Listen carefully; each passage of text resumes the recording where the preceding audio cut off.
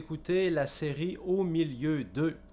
Aujourd'hui, étant donné qu'on est rendu au lundi de Pâques, on va parler de la vie parce que justement, on fêtait hier la résurrection. La résurrection, c'est la vie du ressuscité. Alors, on va parler de ce sujet. La vie, c'est complexe et c'est fragile.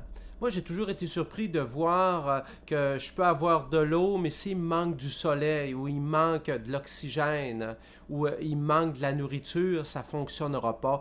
Il faut plein d'affaires sur Terre, quand on regarde ça, pour que la vie existe. C'est une combinaison aussi de plein de petites choses. Vous savez, dans notre corps, juste pour prendre notre corps, il y a des cellules, il y a des bactéries, il y a toutes sortes d'affaires. Alors, c'est un mélange de plein d'affaires pour que la vie soit possible. Puis la vie, elle doit travailler ensemble. Si on regarde les nombreuses cellules qu'on a, ils ne peuvent pas travailler chacun de leur bord. Il faut qu'ils travaillent ensemble pour donner le corps que chacun de nous on a, un arbre, une rivière et ainsi de suite.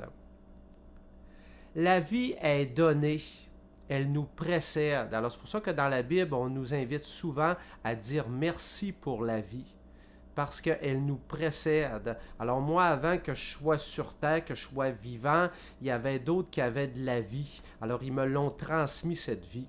D'ailleurs, on fait vraiment une distinction au niveau de la langue française, puis même dans beaucoup de langues aussi, on dit que Dieu est créateur, mais que l'être humain est transmetteur de vie. Alors même si on fait bien des expériences en laboratoire, il reste que c'est pas nous qui créons la vie, on part toujours de quelque chose. Le seul créateur qui part de rien, c'est Dieu. Alors ça, c'est important de se rappeler toutes ces choses. On parle aussi de vie éternelle. Mais sur Terre, notre vie matérielle, c'est comme une vie passagère. C'est pas éternel, mais il y a la vie éternelle. D'ailleurs, dans la Bible, on en parle souvent, la vie éternelle. Il y en a dans leur vie personnelle qui ont des vies heureuses, puis il y en a d'autres qui ont des vies malheureuses. C'est vraiment spécial de voir ça parce que la vie, normalement, ça le dit, c'est supposé d'être vivant. Mais comment ça se fait qu'il y en a qui ont des vies malheureuses? Un des passages que je voudrais utiliser tout de suite pour lire en premier, c'est tiré de Jean 6 au 63e verset. C'est l'esprit qui fait vivre. La chair ne sert de rien. Les paroles que je vous ai dites sont esprit et elles sont vie. Alors on nous rappelle dans la parole de Dieu que la vraie vie fondamentale, la vie profonde, elle est conditionnée par l'esprit, par le spirituel. Nous, on aurait de la misère à croire ça parce qu'on a l'air à penser que la vie, elle fonctionne d'elle-même toute seule. Elle est très matérielle avec ce que l'on voit. Mais la Bible nous rappelle que ce qui supporte la vie que nous, on voit avec nos yeux, c'est vraiment la vie spirituelle. Puis quand Dieu nous le dit, c'est vrai. Alors même si nous, on peut avoir des doutes, dire, non, il y a des lois de la nature, puis ça fonctionne toute seule. Oui, ça a l'air à fonctionner toute seule, mais c'est supporté par le spirituel derrière tout ça. J'ai évidemment pris plusieurs passages bibliques, ça en parle encore une fois beaucoup de la vie. J'ai essayé d'aller chercher différents points de vue, différentes tangentes pour qu'on réfléchisse justement sur le sujet de la vie. On nous dit que Dieu souffla dans ses narines un souffle de vie et il devint un être vivant. Et ça, on a ça dans la Genèse 2:7. Alors Dieu prend de la poussière. De la poussière, ça n'a pas de vie. Et avec son souffle de vie, le souffle de Dieu, on est devenus, nous, les êtres humains. Bon, évidemment, les scientifiques vont contester ça. Ils vont dire non, c'est pas vraiment comme ça que ça s'est passé. Bon, c'est sûr qu'il y a les lois de la nature, mais la vie fondamentale, la vie profonde vient de Dieu. C'est ça surtout qu'on doit retenir. On va dire l'Esprit de Dieu m'a créé, le souffle de Dieu m'anime. Alors ça, c'est dans Job 33:4. Alors encore une fois, on met l'aspect sur ce Dieu-là qui est le fondement de la vie. Alors il y a des vies à côté, mais la première vie, elle vient de Dieu parce que Dieu lui-même est vivant. C'est toi qui as formé mes reins, qui m'as tissé dans le psaume 139:13, verset 13.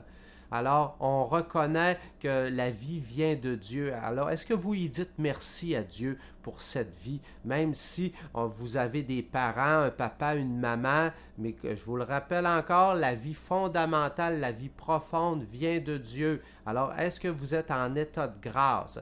Peut-être que ça ne va pas bien dans votre vie, puis vous dites, ben, j'ai pas le goût de dire merci à Dieu. Oui, peut-être, vous avez le droit de ne pas y dire merci, mais peut-être qu'à un autre moment dans votre vie, ben, vous allez voir cette grandeur de la vie et vous allez vous tourner vers Dieu et dire merci à Dieu. En lui, nous avons la vie, le mouvement et l'être. Ça, c'est dans les Actes 17-28. C'est spécial de voir ça, cette réflexion. Nous avons la vie, le mouvement et l'être. L'être, c'est vraiment la profondeur, c'est ce qu'il y a vraiment de profond. Le mouvement, ben, c'est que la vie, contrairement d'un robot qui est programmé ou des biens matériels qu'on a, si nous, c'est pas nous, les humains ou les animaux qui sont une forme d'être vivant qui les commandent, ben, les êtres inanimés, ça bouge pas vraiment. Alors, nous, la vie, ça a du mouvement, puis c'est un mouvement profond, ce qu'on appelle l'être dans la Bible. Vous qui êtes une vapeur, vous devriez dire, si Dieu le veut, nous vivrons. Ça, c'est Jacques 4, 15.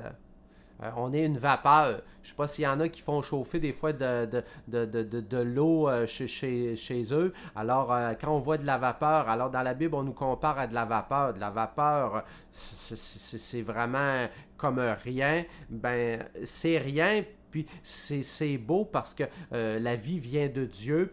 Alors, c'est important de dire que Dieu soutient la vie. Vous voyez, je rappelle tout le temps la même affaire. Dans notre monde d'aujourd'hui, ce n'est pas nécessairement ça qu'on dit, mais c'est important de se le redire. Quel est le terme de ma vie? Que je sache combien je suis fragile. C'est le psaume 39, 4. Alors la fragilité, je vous le disais au début, c'est complexe, mais c'est fragile. Ça ne prend pas grand-chose pour la déséquilibrer. Alors les gens qui se sentent trop forts, trop sûrs d'eux-mêmes, ben peut-être qu'ils vont pogner leur mur, puis ils vont s'apercevoir que la vie est pas mal plus fragile qu'ils pensent. Sachez-le aussi, je redemanderai le sang de vos âmes. Genèse 9, 5. Et ça, ce passage, ça nous fait réfléchir qu'on a la responsabilité de notre vie, mais on a la responsabilité de la vie des autres. C'est pour ça que dans la Bible, on revient souvent sur le respect de la vie. On n'a pas à enlever la vie parce que la vie appartient à Dieu. Alors, on a une très grande responsabilité par rapport à ce grand cadeau qui est la vie. Je suis une créature si merveilleuse. Tes œuvres sont admirables, dans le psaume 139, 14. Des fois, il y en a, quand ils se regardent dans le miroir, ils se trouvent quasiment de la scrap, ils se trouvent pas bien, ils s'aiment pas. Bon, vous avez peut-être des blessures, il y a toute une histoire dans votre vie personnelle. Mais reconnaissez qu'aux yeux de Dieu, vous êtes vraiment une personne importante. C'est Dieu qui vous a donné la vie. S'il vous a donné la vie, c'est parce qu'il vous aime, vous êtes important. Que servirait-il à un homme de gagner l'univers s'il perdait son âme? Dans Matthieu 16, 26. On vient nous montrer l'importance de cette dimension intérieure qui est l'être, qui est l'âme. En fin de compte, on nous dit que le matériel, ce qu'on voit avec nos yeux, ça a l'air bien important, mais ce qui est le plus important, c'est notre âme. Et on devrait toujours travailler à garder justement notre âme vivante. Parce que souvent, quand notre âme est vivante, ben, justement, le reste est encore plus vivant. Ce n'est pas un automatisme, mais c'est un petit peu parce que c'est imbriqué les uns dans les autres. D'observer les lois de Dieu afin que tu vives. Deutéronome 30, 16. Ça, on met beaucoup d'insistance dans la Bible. Dieu nous a donné des règles de vie, puis il nous a dit, si on ne suit pas ces règles, ce n'est pas des menaces, c'est lui qui a fait les règles, il connaît les règles. Alors, si on ne les respecte pas, ben, on s'en va vers la mort. Alors, il y a des règles à suivre pour que la vie existe, qu'elle continue. Alors, c'est important de respecter ces règles.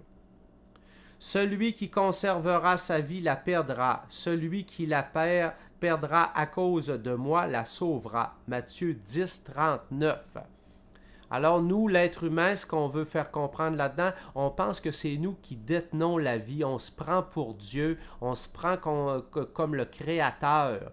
Et dans la Bible, on nous dit, oui, je vous ai donné un cadeau précieux qui est la vie, mais vous n'en êtes pas le créateur. Puis si vous voulez en prendre possession, vous allez perdre parce que la vie, elle est plus grande que vous, elle appartient à Dieu. Alors, c'est toute une réflexion. Alors, en ce lundi de la résurrection, de la vie éternelle, je demande vraiment au Seigneur qu'il intervienne dans votre vie, peut-être parmi des gens qui vivent des découragements présentement. Et si vous êtes dans un bout qui va bien dans votre vie, remerciez Dieu, alors que la vie de Dieu imprègne votre vie et que vous sentiez que vous avez votre place et que Dieu vous veut vivant.